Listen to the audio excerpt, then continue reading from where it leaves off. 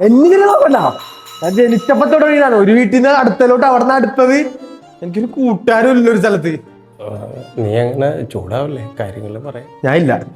ചില ഇങ്ങോട്ടാന്ന് വെച്ച് പൊക്കോ. ചെയ്യാം.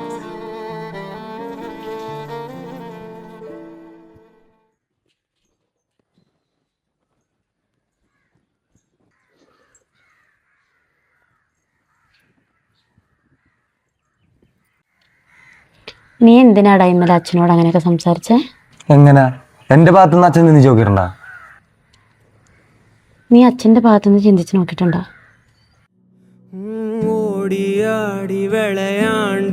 നിന്റെ പ്രായത്തിൽ സ്വന്തം വീട്ടിൽ നിന്ന് പടിയിറങ്ങിയതാണ് ആ മനുഷ്യൻ.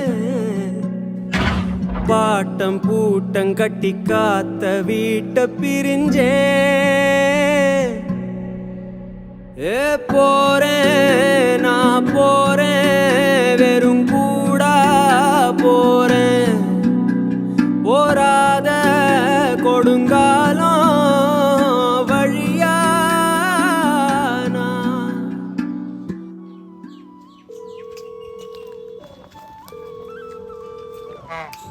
ചേട്ടാ, ഞാൻ വിളിച്ചതേ ആ വാടകയുടെ കേസ് പറയാനാണ്. ഈ ഇവിടെ നിന്ന് മാറില്ല, ഇത്തിരി ബുദ്ധിമുട്ടാണ്. എത്രയും പെട്ടെന്ന് ഞാൻ നാളെ തന്നെ ശരിയാക്കി തരാം. ചേട്ടാ അങ്ങനെയല്ല, ചേട്ടനൊന്ന് എങ്ങനെയെങ്കിലും റെഡിയാക്ക്. ഞാൻ വിളിക്കാട്ടോ. എന്താടാ? അച്ഛാ നമുക്കിനി ഇവിടെ നിൽക്കണ്ട, എവിടാന്ന് വെച്ചാ പോവാ. എന്നിട്ട് ഇപ്പം അങ്ങനെ ഒരു മാറ്റം വന്നത്? നമുക്ക് നമ്മ മാത്രം മതി. എന്തിനാ അച്ഛൻ എല്ലാവരും വിളി തലോണിക്കണം? എടാ, എനിക്കും ആഗ്രഹമുണ്ടടാ. നമുക്ക് മാത്രമായിട്ടൊരു വീട്, നിനക്ക് മാത്രമായിട്ടൊരു മുറി, ഒരടുക്കളയും.